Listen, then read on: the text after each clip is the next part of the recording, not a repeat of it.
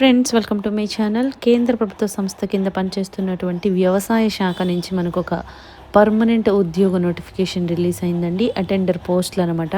దీనికి మినిమం అర్హత 10th class ఉంటే చాలు. మీరు 10th పాస్ అయ్యి మీ దగ్గర సర్టిఫికేట్ ఉంటే మీరు అప్లై చేసుకోవచ్చు. ఇంకో అడ్వాంటేజ్ ఏంటంటే ఎలాంటి ఫీజు లేదు, ఎటువంటి ఎక్స్పీరియన్స్ కూడా అవసరం లేదు. మీరు దీని ద్వారా 30 నుండి 35,000 వరకు సంపాదించుకోవచ్చండి. అన్నీ కూడా పర్మనెంట్ గవర్నమెంట్ జాబ్స్ అనమాట. సో కంప్లీట్ జాబ్ డీటెయిల్స్ అన్నీ కూడా డైరెక్ట్ సైట్కి వెళ్ళి క్లియర్గా చెక్ చేద్దాం. కాబట్టి వీడియో ఎక్కడ మిస్ కాకుండా లాస్ట్ వరకు చూడండి ఫ్రెండ్స్. దీనికోసం మనం వెళ్ళాల్సిన వెబ్సైట్ ఏంటంటే kvksangvi.co.in. ఈ వెబ్సైట్కి వెళ్తే అఫీషియల్ పోర్టల్ ఈ విధంగా ఓపెన్ అవుతుందండి. ఇక్కడ ఫస్టే మనకి స్క్రోల్ అవుతూ ఉన్నాయి కదా ఇవన్నీ.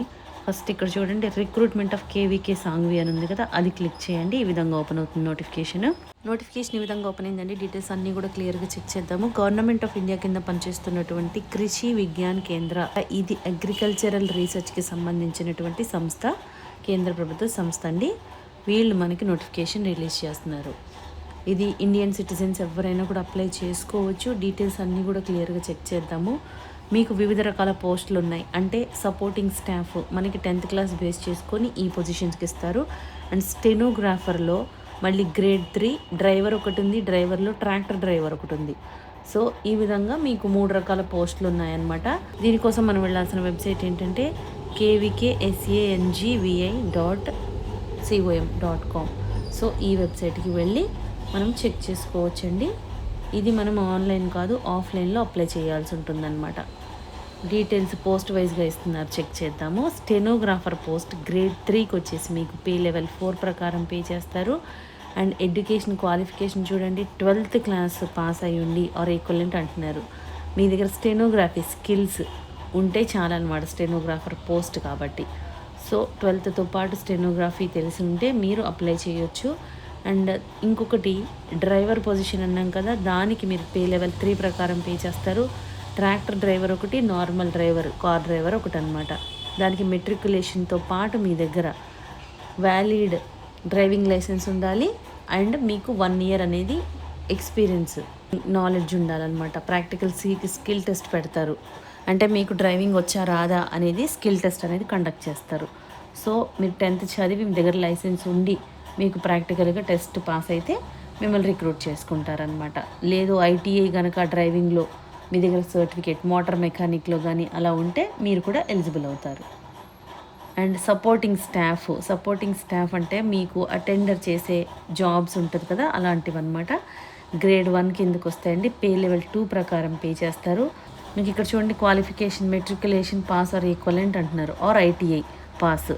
అంటే మీకు ఓన్లీ 10th క్లాస్ ఉన్నా అప్లై చేయొచ్చు, ఐటీఐ చేసినా కూడా అప్లై చేసుకోవచ్చు. ఎలాంటి ఎక్స్పీరియన్స్ అవసరం లేదనమాట.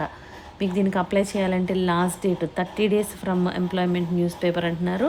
అంటే మీకు 5th May వరకు వస్తుందండి టైము. అప్పటి వరకు మీరు అప్లై చేసుకోవచ్చు. మీకు ఏజ్ లిమిట్ ఎంత ఉండాలి అంటే మ్యాక్సిమం ఏజ్ అనేది 27 years వరకు ఉండాలి స్టెనోగ్రాఫర్ పోస్ట్కి. అదేవిధంగా డ్రైవర్ పోస్ట్కి వచ్చి 30 years వరకు ఉండొచ్చు.